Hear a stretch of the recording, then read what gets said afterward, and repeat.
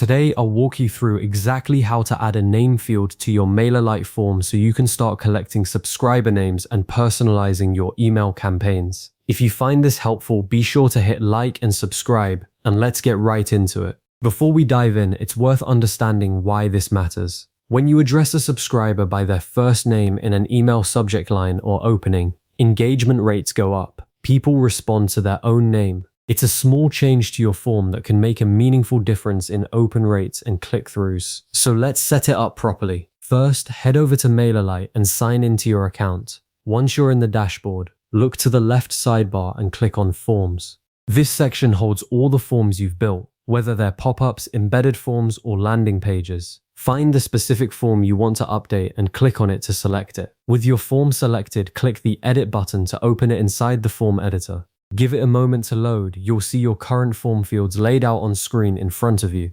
Take a quick look at what's already there. Most default forms start with just an email field, which is fine for building a list fast, but adding a name field gives you the data you need to take your emails from generic to genuinely personal. Now here's where the actual change happens. Click on any existing field in your form. This opens up the Field Options panel. From there, look for the option that says Add New Field and click on it. A list of available field types will appear. Scroll through and select Name.